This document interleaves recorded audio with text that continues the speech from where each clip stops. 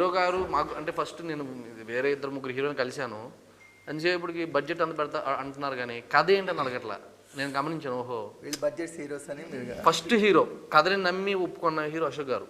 నాకు అది అప్పుడు మనం మంచి సినిమా ఇవ్వాలి తను, ఎందుకంటే కథను నమ్మి ఇచ్చిన హీరో ఇతనైనా. ఇంకా నాకు నేను తిరిగిన సర్కిల్ అందరూ 15 కోట్లు పెడతావా 20 కోట్లు పెడతావా ఇది అడిగారు కానీ కథ ఏంటి అని అడిగిన ఫస్ట్ హీరో నాకు. అంటే నాకు తగిలిన మిగతా వాళ్ళు మంచి వాళ్ళు ఉన్నారు, బట్ నా జర్నీలో తగిలిన వాళ్ళు అశోక్ బాబు ఫస్ట్ హీరో. కథ ఏంటి అన్న పదం వచ్చింది. బడ్జెట్ ఏంటి, బడ్జెట్ అడగల, ఎంత పెడతావు 20 కోట్లు పెడతావు ఏం అడగల.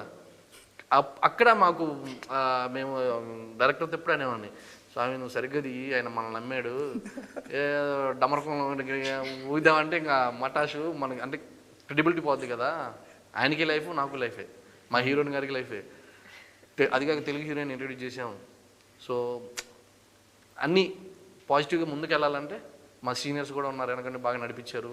సాయి మాధవ్ గారు కానివ్వండి, భీమ్స్ కానివ్వండి. భీమ్స్ వర్క్ ఈ మూవీలో చూస్తారు అందరూ.